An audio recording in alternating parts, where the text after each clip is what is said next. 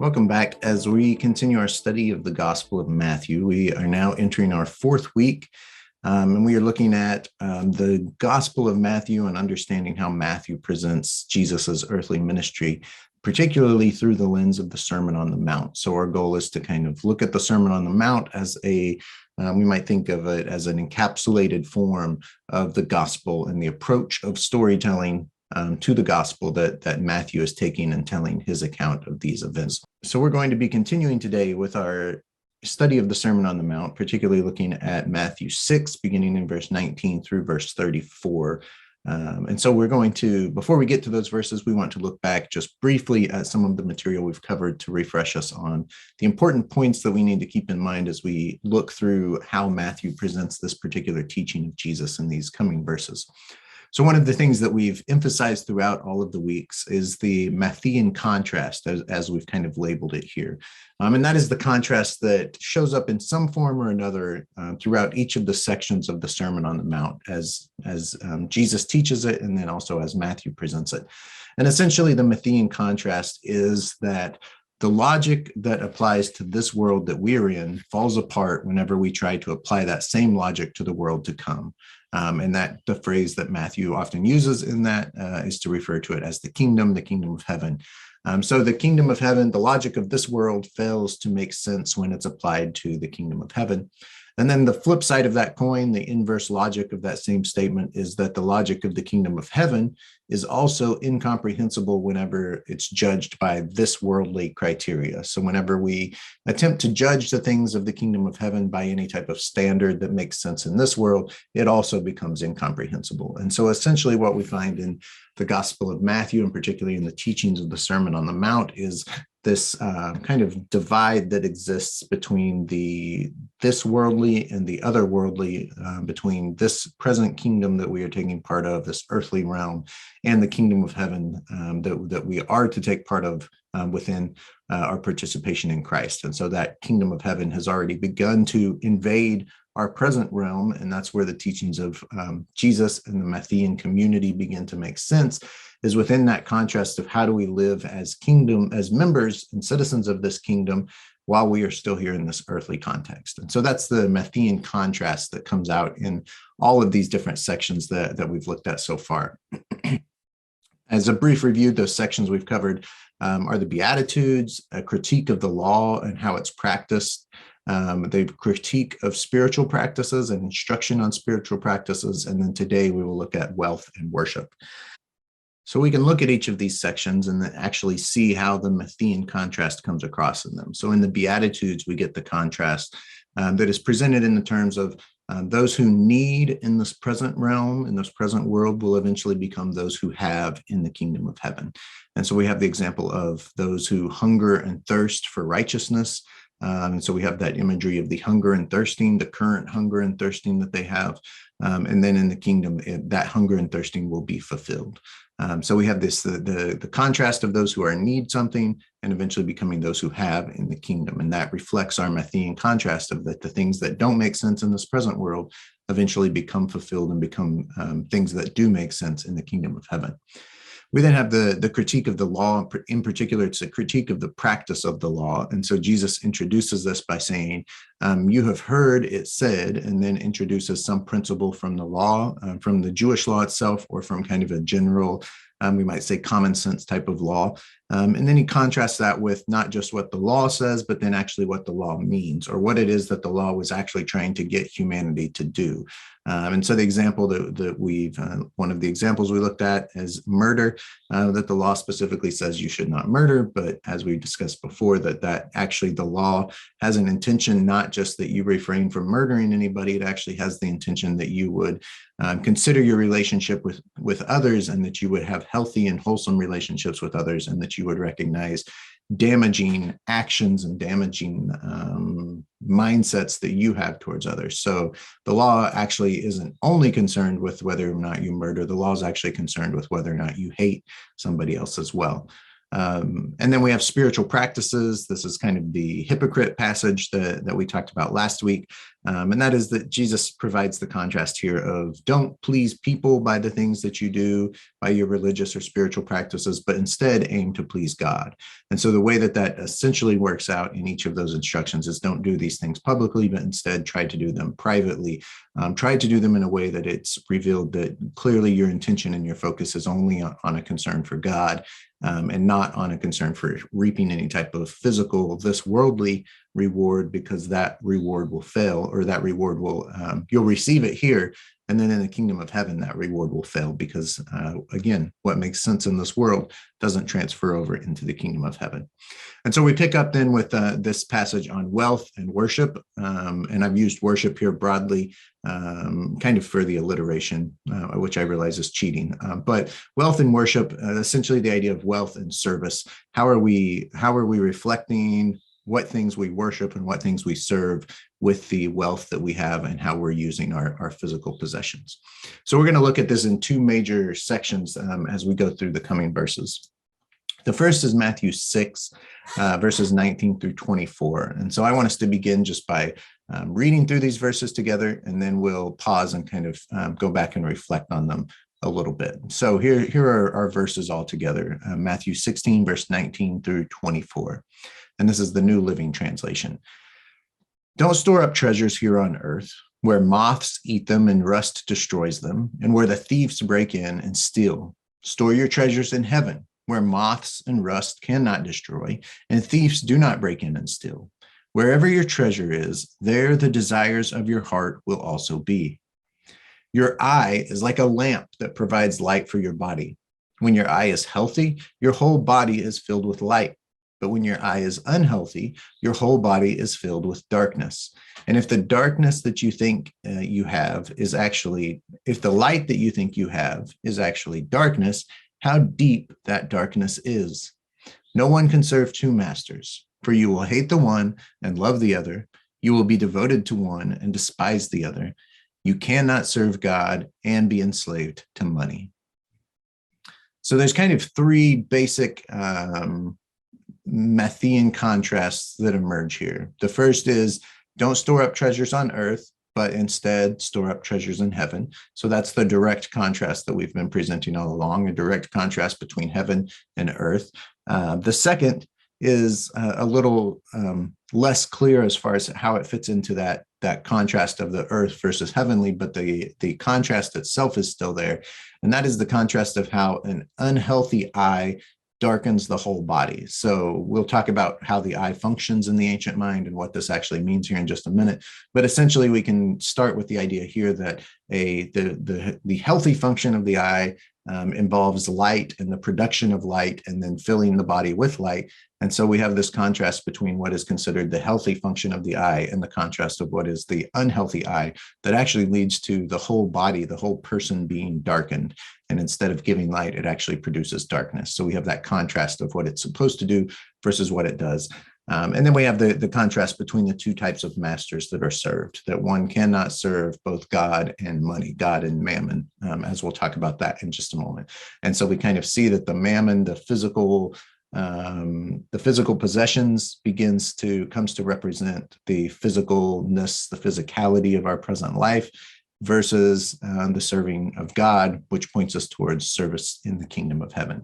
So those are kind of the three subsections of this first passage that we're going to talk about. So in verse 19, notice the treasures that are stored up. I've noted that this contrast is the sharpest and clearest right here, that don't store up treasures for yourself on earth. So we have the direct contrast between earth here, and then in verse 20, the contrast of in heaven. But note what the corrupting influences are here on earth. They are moths, they are rust, they are thieves. They are all three physical elements that destroy physical things. So the physicality of verse 19 is just completely filled up here, right? It's don't store up these physical things, because physical threats prove treacherous and dangerous and corruptive to physical possessions. So if you're going to focus on physical possessions, then in the long term, you're actually not going to have anything, because the implication of this is that physical possessions end up being temporary.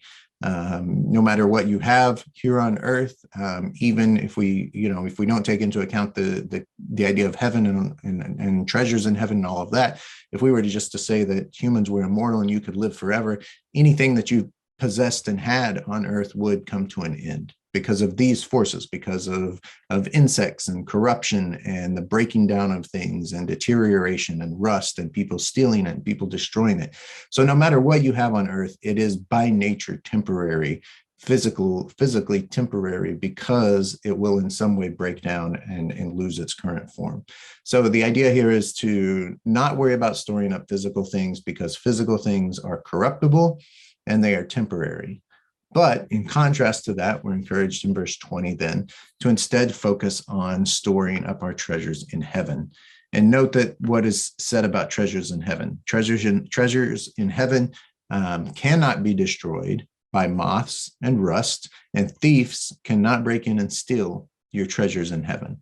So we have this direct contrast between the things that are corruptible and temporary versus the things that are stored up for us in heaven that now become permanent and indestructible is not the right word, but incorruptible at least.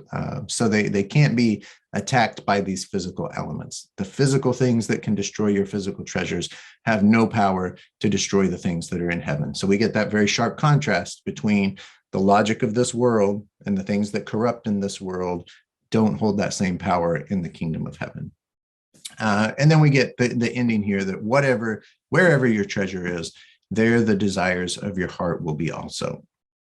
So note that last week we got a reference in the previous passage to the rewards and doing certain things so that you don't please people, but instead so that you please God, so that you would receive your reward from God. And that, I think, can pose some difficulty for us as modern readers in thinking about kind of ulterior motives for why we're doing the good things that we're doing. Are we doing the good things that we're doing because we want to be rewarded for them? And then if we are doing them because we want to be rewarded for them, then that feels like we're kind of being deceptive and dishonest about the good things that we're doing to begin with. And so we can think about that as we kind of talked about in a discussion last week. We can talk about those rewards in a way that recognizes the difference that exists between physical rewards and the heavenly rewards, just as we see here with the treasures. And so in verse 21, we kind of pick up on some of that, the wording here that could again make us uncomfortable if we're thinking about only doing things for the reward, only doing things for the treasure. But we get in verse 21 that wherever your treasure is, there also lies the desires of your heart. And so that those treasures, the word here, I have children, so when I hear the word treasures, I think of pirates and I think of, chests of gold and all of those things. The sense here is more the idea of just stockpiling, the storing up of things. So wherever you are storing up things, that's where the desires of your heart are. Those reflect where the true intentions of your being and your heart are and your mindset is, because for you to have accumulated that wealth, for you to have accumulated that stockpile of whatever it is and whatever form it takes, for you to have spent the time, the effort to do that, means that there's some type of motivation behind it, and it's revealing what it is that takes place within your heart, and it shows you where those true energies and those true efforts lie. So Matthew, I don't want to soften the critique that Matthew gives here, because it's very easy, and we'll get later into this lesson of asking the question, how does this apply to wealth, and is there a positive use for wealth in the kingdom? But at this stage, I don't want us to lose the sharpness of this critique that Matthew is leveling here, and that comes through in Jesus's teaching, because of the way that it really puts the emphasis on that wherever you're putting your energies and efforts, that shows your true heart. And that lies as a very sharp distinction here. Matthew doesn't accompany it with any type of caveat or any type of softening. Neither does Jesus offer any type of softening here as well. So we really need to kind of sit and dwell with the difficulty of what it means that wherever we're putting our efforts, whether that's in physical things, as the passage here is about, whether that's in intellectual pursuits, whether that's in, political pursuits, or what other things that we're occupying our time with. How is that revealing what the intention of our hearts are? And so I want us to just think about this question. I'm going to pose it, and then this is just something that you can think about. But think a little bit about what these heavenly treasures would actually be, because this whole text here presented by Jesus is rather abstract. We get very tangible things that can destroy our earthly treasures. And then from those, we can maybe deduce like what type of things Jesus has in mind. If moths are eating them, then it's perhaps fine, wealthy clothing. If thieves are breaking and stealing them, then there's some type of physical wealth, physical treasure that they can get to. But when we turn to think about storing up treasures in heaven, what would that actually mean? What would be the treasures in heaven that we would store up? How would we obtain those treasures if we're obtaining them in some way? And then how would we store them up? And how would we prepare them for the kingdom instead of preparing them or trying to save them for present pursuits? So that's a question that I want to pose to you for you to think about on your own and kind of reflect on how that, what those heavenly treasures would be for us as we go through this passage. So then the second is that we looked at not storing up our heavenly treasures. And then in verse 22, we get this kind of what strikes us as strange, this short passage on the eye and how the eye interacts here.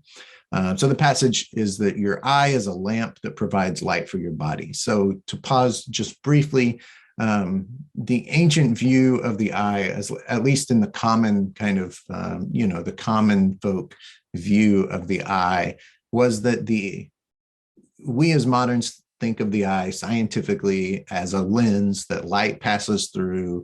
And you've all seen the diagram in your eye doctor that it passes through and it focuses on the back of your eye, and your brain interprets the light that is coming into your eye. In the ancient world, a common view of the eye and vision was actually the exact opposite.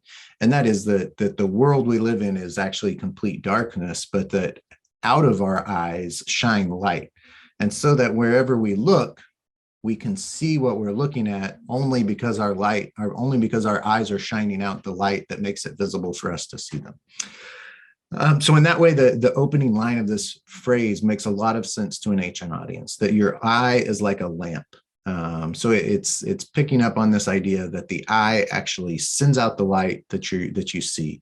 Where it gets a little bit inverted here with Matthew, in Matthew, is that the eye is a lamp that looks out, but the eye is the lamp that also then becomes the light of the body. And so it kind of becomes an inward focusing thing as well, that the eye is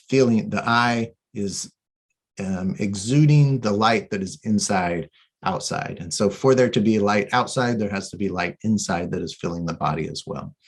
And so we get that reflection of what it means then for there to be a healthy eye and an unhealthy eye. That's the language of the New Living Translation here. It's followed by a lot of English translations because it communicates in the simplest form to a modern audience what is being described here. But the actual word here is not healthy. The actual word here is something along the lines of a singular. When your eye is singularly focused, when your eye is one, when it's collectively working, integrated and integral to your body, then in that sense, when your eye is doing what it's supposed to do in line with your body, then the whole body ends up filled with light. But then we get a contrast with that in verse 23, that when your eye is unhealthy, and again, we have here a kind of deceptive English translation because it's actually not unhealthy, it's actually evil. But when your eye is evil, your whole body becomes filled with darkness. And I think that let me say there's a lot of debate about all of this and what exactly Matthew's picking up on in the ancient world, what knowledge his audience would have, what knowledge a common public audience would have if they were reading this. So there's a lot of different theories on how exactly this functions and what it means. But one of the things that's very common in the ancient world, and we use the phrase in English as well to talk about the evil eye, that somebody has given you the evil eye. When we say it in English, we basically just means like somebody's given you a dirty look, or somebody is kind of envious of the things that you have. And in the ancient world, that envious part was a really big function of the evil eye and the corrupting influence of the evil eye. So you had an evil eye for somebody else. When you were envious of something that they had and you gave them a look that projected, remember, we just talked about that the eye projects things in the ancient mindset. So when you looked jealously at somebody, your eye was actually projecting evil, jealous thoughts towards them through the kind of beams that come out of your eye. And so it was believed by a lot of people, especially for young children, that young children were very sensitive and very corruptible to these type of influences. So people in the ancient world took a lot of extra steps to protect babies and young newborn children especially, but young children up until probably about 10 or 11 years old, because they were seen to be kind of so malleable and absorbent that if somebody cast a little jealous, evil eye towards them, there's actually passages that talk about parents themselves looking at their children and their children essentially being too cute for their own good. And so you look at your child and there's like this jealous thought passes through your mind about how cute that baby is and why do they get to be so cute or something like that. And so without you even meaning to do it, a jealous thought has crossed your mind. It's shot out of the beams of your eyes and it's corrupted the body of the person who you were looking at. So what does all of that have to do with this passage? In verse 23, when Matthew and Jesus here say, but when your eye is unhealthy, when your eye is evil, your whole body is filled with darkness. So whenever you've given into this kind of jealous type of mindset, this covetous mindset, then that's when it begins to corrupt the internal light of the body and it begins to create a darkness. And again, Matthew is flipping the idea. In the ancient world, the evil eye was something that shot outwards and corrupted other people. Matthew is saying, actually, this evil, if you have an evil eye, it actually ends up reflecting back into you and it ends up corrupting your own light as well. It corrupts the light within your body and it actually fills the whole body with darkness. So it poses the question of why the eye, right, in this passage at all, because in the previous passage, Jesus used the heart, which is much more understandable analogy, that where your wealth lies, where your treasures lies, that's where your heart lies also. So it would make more sense to continue with the heart analogy. But I think the reason that the reason that Jesus switches to the eye here and discusses the eye is because of that connection between covetousness and envy. And it fits in perfectly with this example of what we're looking at right now, which is how you store up wealth, how you store up treasure for yourself in heaven. So that's essentially why we get the eye that enters the picture here. And then we get our very last section that looks in this subsection of this part that then wraps up and communicates how this idea of wealth and serving God goes together. Verse 24, that no one can serve two masters, for you will hate the one and love the other. You will be devoted to one and despise the other. You cannot serve God and be enslaved to money. So there's only two things. This is, I think, in a lot of ways, rather self-explanatory, this passage. We have to keep in mind here, and this will become especially clear in the passage that we're about to look at, that the things that Jesus is saying here are given as proverbs. They're meant to be, and when proverbs are given, proverbs demonstrate a general principle that applies kind of generally and in broad strokes to life. It's not meant to be absolutely true. It's not foolproof that other things never happen. So in this instance, in verse 24, yes, it's possible for a slave to serve two masters. It's possible for a person to serve two masters or to be engaged in two jobs or things like that. The point is that Jesus wants to make here is that in general, you can't effectively serve two masters well. You end up favoring one over the other. And because you favor one, you end up hating the other because they take you away from the work you enjoy, and you end up loving the other. So that's kind of the general principle. The serve here is the idea, it plays off of the idea of servitude and slavery, but it here it's an intentional, almost subjugation, a self-subjugation to something, or a submission to something. In these passages, it's about somebody choosing which of the two masters they're going to serve, not being forcefully enslaved to either of them. So the whole point of this is not that money has captured you and it's impossible for you to get out of its control as a slave. The idea here is that you are choosing by your accumulation of wealth and resources and physical possessions, you are choosing which of these two masters you serve, and you can't serve both of them. So you have to choose which of those you will serve. And then the New Living Translation translates the end of this here as you cannot serve God and be enslaved to money. The money phrase here translates the Aramaic mammon, which if you've read any older translations, especially King James Version, that's probably the way that you've memorized this verse. And mammon just has a broad sense of being not just money, not just wealth, but kind of physical possessions in general, the things that you accumulate and collect around you. So it plays into that kind of broad sense of what wealth is and what physical possessions are in this world as well. So let's look then at Matthew 6, verse 25 through 35. And so the previous passage was labeled wealth and worship, or wealth and service. This one we could label wealth and worry. This passage focuses a lot on what worry accomplishes, or more specifically, what worrying does not accomplish. And again, maintains that contrast between the physical and the heavenly. We're going to move a little bit quicker between these verses. These are 10 verses here, and we're not going to break them up and go as carefully through them as we did with the previous verses, because in many ways, the logic of this is self-explanatory, and it's also poetic language. So I think that it's the reason why this is one of the favorite passages in the Gospels, is because it's poetic. It speaks to us poetically and creatively about what it means for us to not to worry, and then also to rely on God for our sustenance and our needs that we have. So let me read the passage, and then we'll go back and make a few comments, and then close with just one or two questions that you can think about. So Matthew 6, verse 25. That is why I tell you not to worry about everyday life, whether you have enough food and drink or enough clothes to wear. Isn't life more than food, and your body more than clothing? Look at the birds. They don't plant or harvest or store foods in barns, for your heavenly Father feeds them. And aren't you far more valuable to him than they are? Can all your worries add a single moment to your life? And why worry about your clothing? Look at the lilies of the field and how they grow. They don't work or make their clothing, yet Solomon in all of his glory was not dressed as beautifully as they are.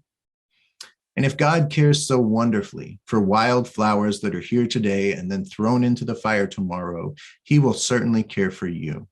Why do you have such little faith? So don't worry about these things, saying, what will we eat, or what will we drink? What will we wear? These things dominate the thoughts of unbelievers, but your heavenly Father already knows all of your needs. Seek the kingdom of God above all else and live righteously, and he will give you everything you need. So don't worry about tomorrow, for tomorrow will bring its own worries. Today's trouble is enough for today. So let's look back at just a few key points to pick up on this that kind of fall in line with the patterns that we've been identifying. The first is that note the features that Matthew brings up about the worries that accompany everyday life. They are food, drink, and clothes. And essentially, you could say that this sums up the life of a person. If we have food and we have clothing to protect us from the elements, to keep us warm, then that's essentially all that is absolutely necessary for us to live. If you have food, drink, and clothes, then you could, in theory, survive, right? So this is about the physical survival of humanity. Why are you worried about the things that you need to physically survive?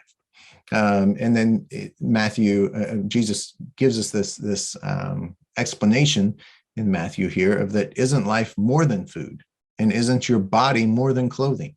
Aren't these things that you're worried about just a piece of what's required to actually have life? So notice the idea here of having life.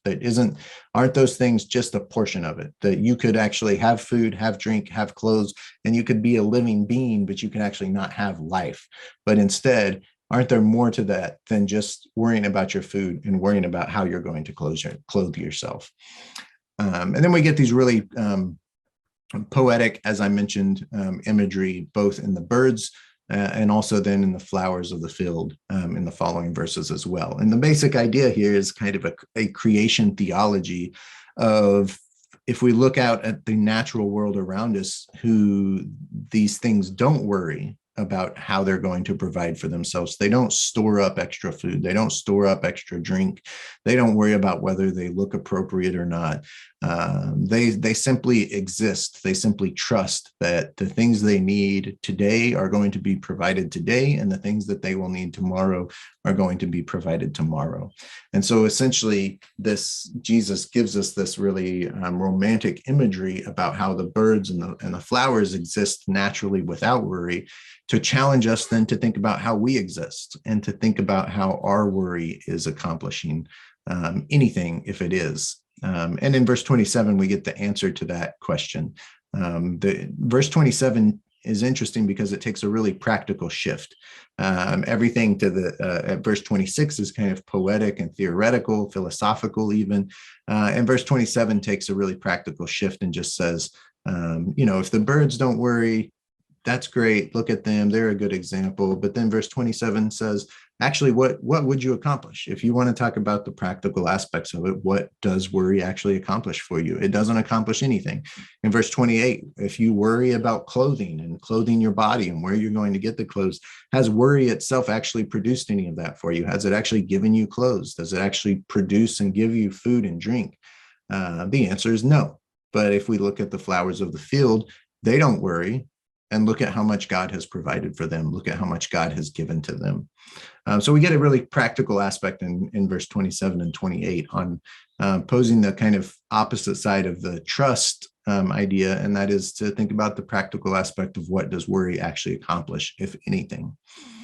And then in verse 30, we get an emphasis on, again, that even though the birds and the flowers are given as examples that we are to look at and replicate in some ways, we also have to recognize that they still belong to this physical world. So go all the way back to the beginning of this lesson. What were the physical things? What happens to physical things? We said that the physical things are corruptible and that they are temporary. So even the wildflowers that we're to look at and draw inspiration from, we also have to recognize that they are only part of this physical world. And so what happens to them? They are thrown into the fire tomorrow. So they are corrupted by fire, and they are temporary in that they are actually gone. And so Jesus uses that contrast to then ask, if the things that are corruptible and the things that are temporary are treated in such a distinct and almost exalted manner by God, how much more so will he provide for us who are members of the kingdom of heaven and participating in eternal existence with him? Note in verse 31, don't worry about these things, and the questions that are asked repeat the same examples from above. What will we eat? What will we drink? What will we wear? And the people who ask these questions are the unbelievers. The Greek here is actually what we often translate in English as the Gentiles. But the idea is simply that it's those people who don't belong to the kingdom. It's those people who aren't participating in the kingdom. Those people who are worried about this worldly things are the people who worry about this worldly things. The people who are focused on this world worry about what will we eat, what will we drink, what will we wear. But instead, if we follow the Matthean contrast, if we are members of the kingdom of heaven, then we worry about kingdom issues. And that's exactly what verse 33 tells us, that if we seek the kingdom above everything else, we live righteously, then God will give us everything that we need. Presumably, physically for this life to exist, but that's not guaranteed.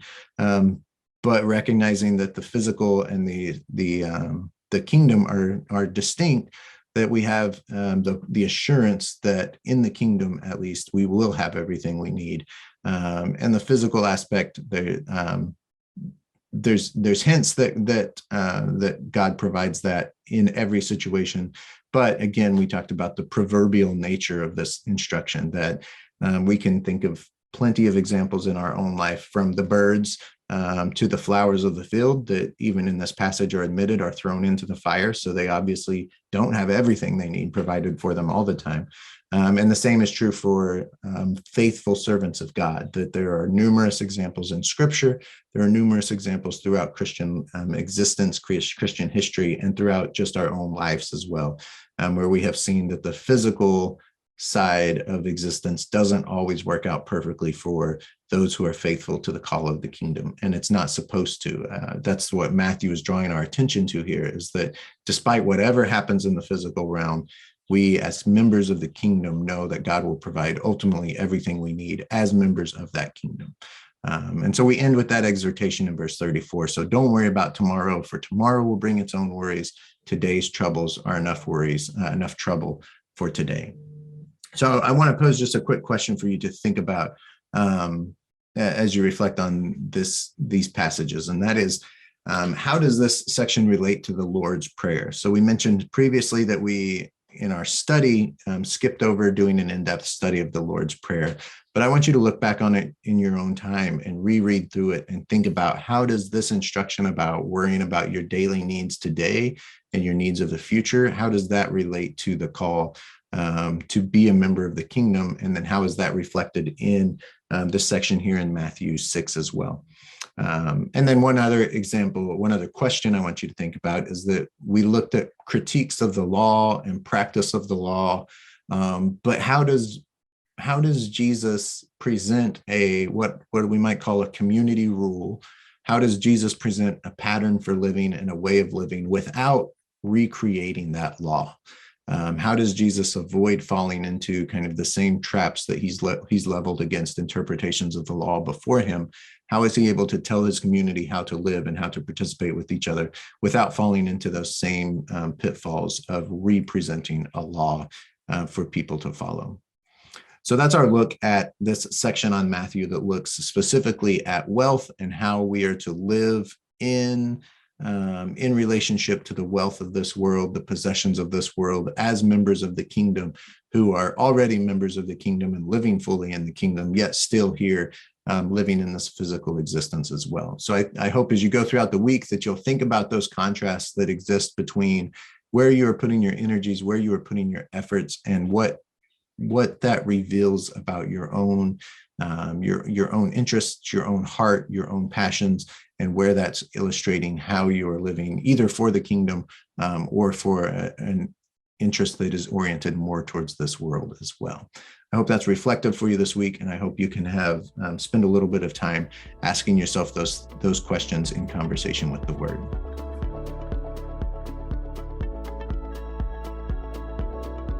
Hi, St. Luke's. I'm Lleyton Denmark, and I'm here on Your Week with St. Luke's, and I'm with the pastors, and they're gonna ask me some questions today, so let's see how this goes. And I guess my first question would be, you are about to graduate. What are your plans? I am. Leaving home for the first time, leaving St. Luke's too. Yeah, so I'm gonna be attending a 4-year university in Nashville called Belmont University.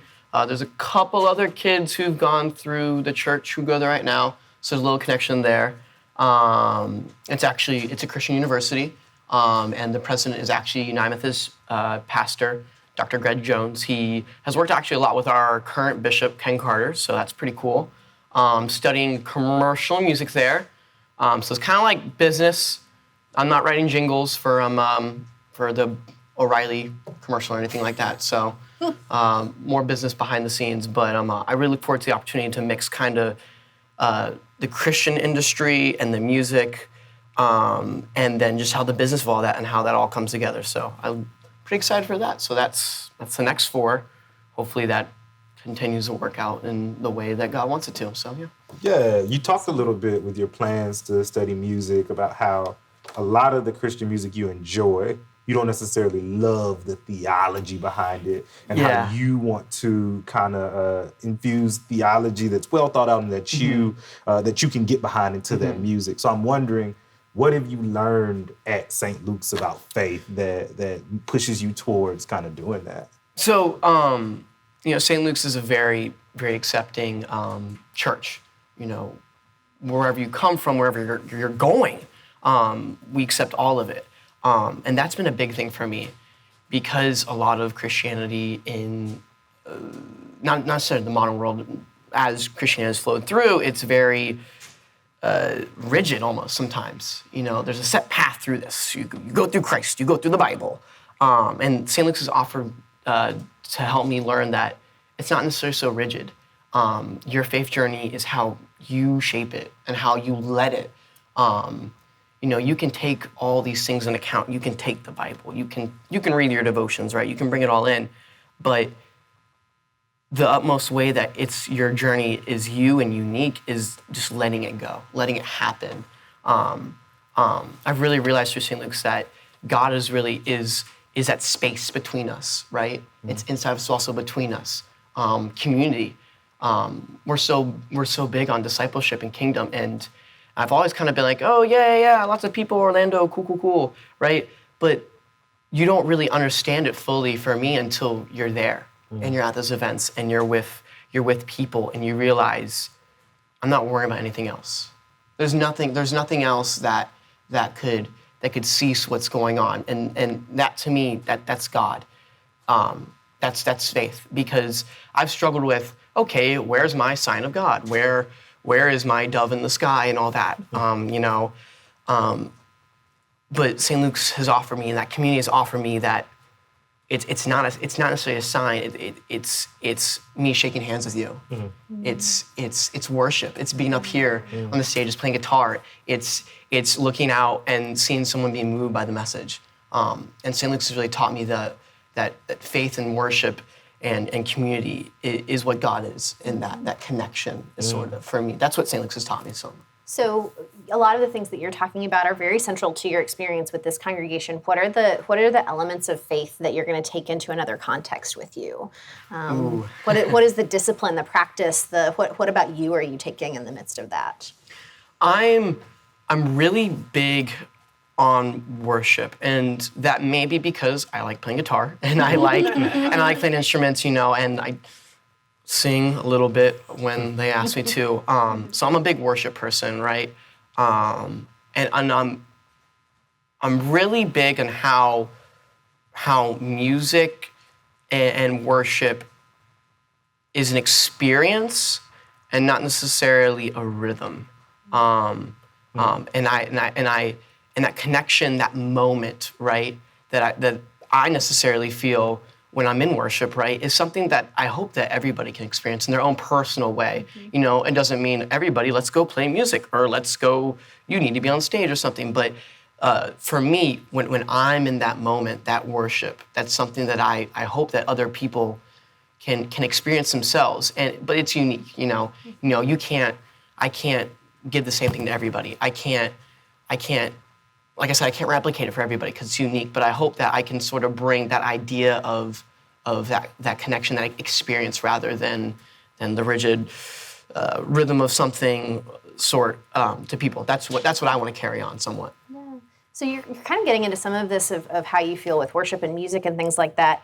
Our text this week from the Sermon on the Mount is Jesus reminding people of the bigger picture. Like, don't worry about things. Like, look how God cares for us all. Look how God cares for nature. Look how worrying isn't going to add a single moment to our lives. And I will say we as pastors constantly worry about how we are crafting worship and how we are setting up discipleship opportunities and how we are supporting youth ministers and youth and everybody. What are we worrying about too much? So I recently went to a Hillsong United and Chris Tomlin concert. Really cool. These are two really big worship bands. But this guy came out on stage and kind of had this whole thing where he was really preaching, there's all these people out there who don't know about Jesus, and we need to give them Jesus. We need to give them the Bible. We need to give them this. We need to force it. And I got scared. I was like, whoa. Some people know Jesus. They know who Jesus is, right? They know what God is. But that isn't necessarily that's just not their vibe, I guess. That's a new term. That's not their vibe. It's not how they want to go on their faith journey. Because to me, the best way to to open someone to faith is to offer the hand. And if they want it, they will accept their hand too. They'll take your hand almost, right? Right? You can't drag them. You can't force them into it, because then it's not real almost, It's kind of like you're running through the actions, which some people feel. So to me, I feel sometimes we stress too much on really pulling people, whereas how can we offer our hand, and what can we do for you? I think there's also a lot of emphasis on kids and teens and their faith journey, right? And it's very important, I think that faith isn't something that needs to be what a teen is centered around, but something that can really influence them well somewhat.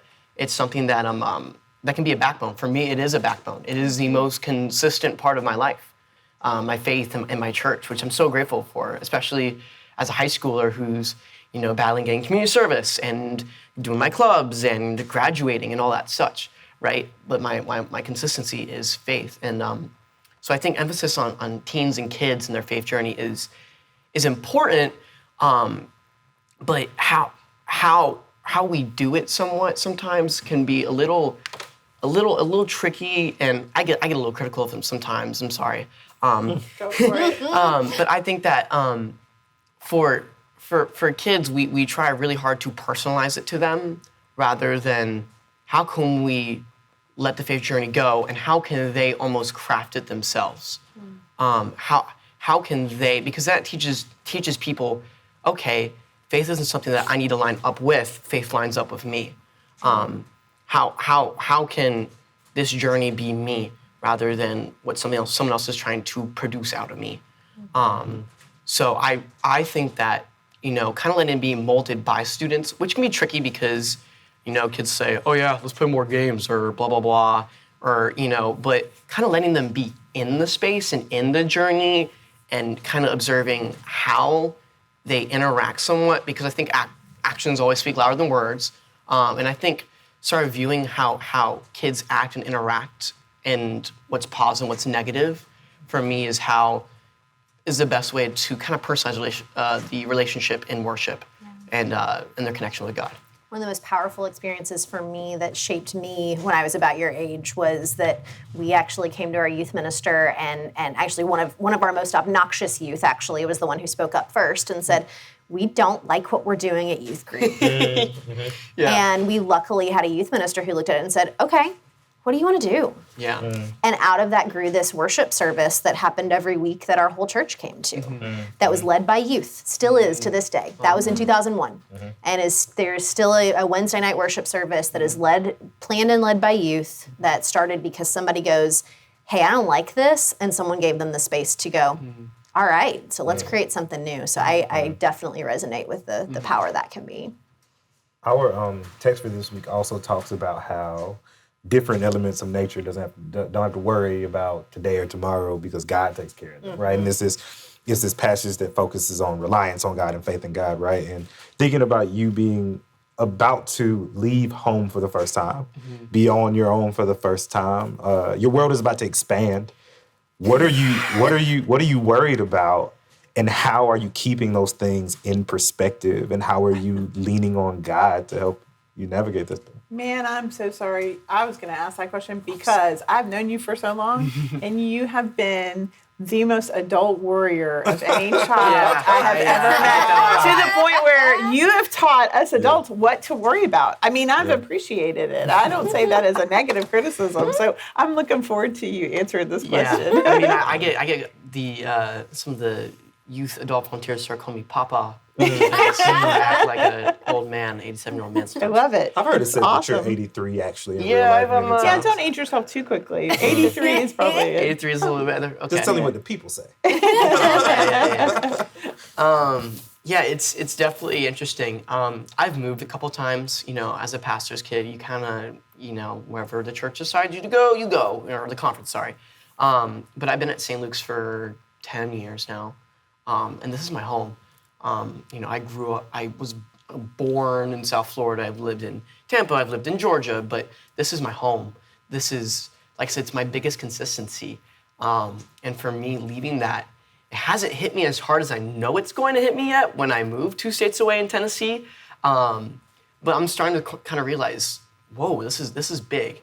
What am I going to do? Because one thing that a mentor even remind me of today is that no matter where I go, I'm not going to get St. Luke's again. I'm not going to. You can't perfectly replicate this because it's so special, and I'm sure everybody would agree with me that that this place is so unique, and I'm not going to be able to find that exactly in Nashville, which worries me because of how much I value my faith and church and worship.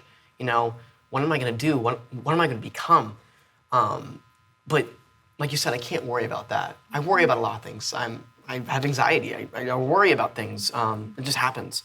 But I try not to worry about my faith journey in that sense because I know that God's going to work in me and through me, especially since I'm going to a school that is a Christian university with a community that I know is accepting of us, of all of us, for our musical talents and who we are, and it builds upon that and creating worship services and such. So I try not to worry. I might a little bit, you know, where am I going to go to church on Sunday? But that for me, worrying about my journey and about God in that moment and in those moments and leaving, I try not to worry about it because I know that I'm still going to be Lleyton. I'm still going to be a Christian somewhat, and I'm going to live by that. Yeah. Because you know, being a Christian and being a disciple is more than necessarily the building. Yeah. You know, it's more. I mean, the people are a big part, but it's more than people somewhat. You know, it's how you lead your life, how you live your life. And so as I've matured and grown up and started to get older, how do I live my life? How do I lead my life? Because you go through emotions as a kid. People guide you and they mold you, and your parents tell you what to do and not to go out then and do your homework. But as you get older, you start to learn, okay, I have to manage that myself. And so, especially with the pandemic, a lot of time by myself, a lot of thinking, a lot of self-reflection. How can I use faith? How can I self-interpret that and self-influence myself with that, so that when I go out and I don't see my parents or my home church every week, that I can still be somewhat faithful to God and to myself. And how can I continue that? So. That's why we talk about core values so much, yeah. right? That right. St. Luke's is a place and an experience and buildings and worship services and ministries. But it's that, what's so special? What is it? It's undergirded with those values. And so my hope for you is that, as you said sort of at the beginning of talking about what you were taking with you of being able to go, I know I'm not going to get St. Luke's. I don't need to get St. Luke's, but I'm going to be looking for those same values. Yeah. And to be able to recognize that it's not the shell, it's what undergirds it. Because you can get churches that look very different from us, that do not have lights and all of that kind of stuff, that have exactly the same values we have, and live that out in a different way. But to find those values is going to be. Well, and it's cool, Lleyton, because the fact that you're talking about what you're not worried about, is your faith and who you are and how you're going to lead your life and how you lead your life through that. I mean, those are the things, Lleyton, that a lot of us at 51 or 60 are just figuring out. Is that, this is my life to lead, and it's my faith that's going to do it. And so in so many ways, it goes back to, what Jesus is trying to say is get back to exactly what you said. I mean, that's what Jesus in the Sermon on the Mount is like, get back to leading your life according to these things, and the other things don't matter as much. Those other things will happen as they happen. And so in some ways, what you just expressed is an encapsulation of the Sermon on the Mount. I mean, it truly is. And the fact that you're recognizing, we have adults here at St. Luke's who have I don't like that term, lead your life. You keep telling us to lead your life, and that just seems, I'm not a leader, but the fact that you at 18 are ready to go out into the world and say, I'm going to lead my life with this, is exactly the gumption I think Jesus is calling us to. So it's really cool that you get it, and that you're teaching us. as a matter of fact, in many cool. ways. That is really cool. But and what I'm about to say is really uncool. I think that there are so many parents who would break into a Pentecostal shout if they heard their senior about to graduate say one of the biggest concerns is where they're going to go to church when they graduate from college. And it is just good to hear, though. I mean, yes, as one of your pastors and a family friend, but also hearing you talk about what faith means to you and hearing you talk about how it's a backbone for you said, and a foundation. And so it's good to hear that you're thinking about what you need as a person to be stable and successful in a new space. Yeah. And I can't wait to see, so much of this series that we are talking about people who have had to deconstruct unhealthy faith and ways that they have had negative experiences of church. And I can't wait to see how you get to be in ministry with your peers who need someone who can just sit and listen with them that way. The way that you've had that model of being given space that you're talking about. I think there's something that you're going to be able to offer peers who are coming out of very different scenarios too. It's something big to me. Finding those core values is very important, but also how can I bring the core values to people? Because a lot of kids, they're not as fortunate as I've been with the community that I have at St. Luke's. Yeah. There's a lot of kids, they just don't have that, and it's not necessarily that they need that. It's not that they need Christianity, but sometimes kids, they need someone to listen, like you said. They just need someone to be there. And how can I do that? How can I bring the core values? How can I show that my relationship with Christ is more than me going to church, is more than me playing on stage and playing guitar? How is it listening? How is it being there? How is it that community? How is what we're doing on campus? How is our social events? How is God there? And how can I be there as a disciple? And that's important to me because I've been changed so much. And I'm going to change a lot more. I'm going to go through a lot of change. I know I will. But I would hope that I can not necessarily change people, but not influence either, but okay. Definitely guide and help people, because I hope people become open and accepting to the same things that I have been. Your as well. concern over words like influence are why you're going to be fine. That's exactly right. Yeah. You aren't going to ever impose something upon someone else, which is why you are the perfect guide to walk alongside them. So yes, you will influence people, 100%. Okay. Okay. So I have a question. It's a two-parter. First of all, what are you most looking forward to as you go for it? Ooh. I'll tell you what. And only, couple thousand people are listening, so don't worry about it. We won't tell on you. So I am paying for a private education, which means that I expect a lot then, because I'm not going to public universities, which sometimes does not give as much. Belmont's very attentive to student services, so I look forward a lot to that. But I also look forward to the fact that I'm going to a school where people are kind of like me and want to make music creatively and want to learn and are open to that and are willing to work for that. Because I've grown up in a very creative environment, and I go to a school with a magnet. I go to Dr. Phillips High School with a great magnet, but I'm going to be going to a university where kids really strive for that.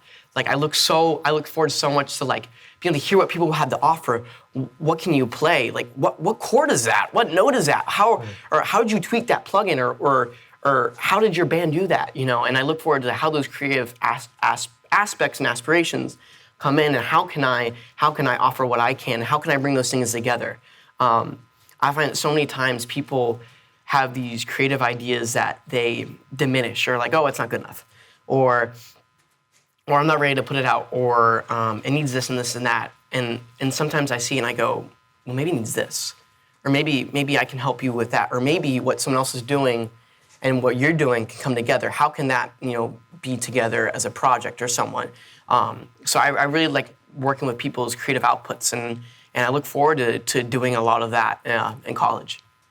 That was so much deeper than I expected. I expected I can stay out as late as I want, but I don't know why I would expect anything he's ready less for Nashville. than I know that's is. Nashville and Murfreesboro. He's ready to right go. So my question then is, what do you think was the highlight of being your 10 years? I mean, you've gotten to do theater and worship. You've done some really cool stuff with the youth group and the Missing Voices. And what are you going to miss the most? What am I gonna miss the most? What was your favorite part? Favorite I should part? say too.